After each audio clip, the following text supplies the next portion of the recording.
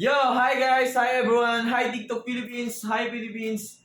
Yeah, shoutout sa inyong lahat guys. So ayun, it's me again, Saint Gerald ang Pulok you guys. Sana hindi kayo nagsasawa, no? Today is day 1 para sa iPhone Ipon Challenge natin guys. So iPhone naman yung pag-iipunan natin dito.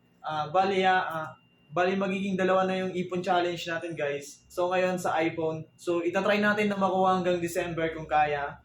Yung iPhone 15, alam ko mataas din yon. Pero susubukan ko lang. Kung hindi naman, gagawin lang natin ang gagawin hanggang sa ma-reach natin yung price ng iPhone 15. So, ayun lang guys, sa mga bata dyan na nanonood, sa mga nangangarap na magka-iPhone guys, lalo na sa atin, especially sa atin guys, no, hindi tayo pinanganak ng na mayaman, pinanganak tayo sa sakto lang, yeah. So, ayun, kailangan natin magsipag, kailangan natin sumikap. Sa age natin, 24 to 25, 26, mga ganyan, hindi na natin kailangan manghingi sa nanay natin para sa gusto natin sa buhay, para sa gusto natin sa sarili natin.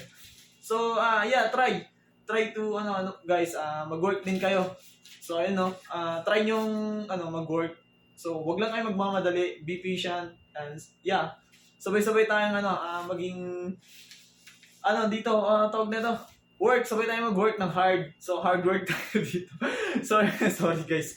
So, ayan guys, no, para sa iPhone challenge natin, meron tayong 200 pesos sa day 1. Sa day 1 natin guys. So, ayun lang. Follow me. So, ayan, sundan nyo lang ako. Day 1 natin.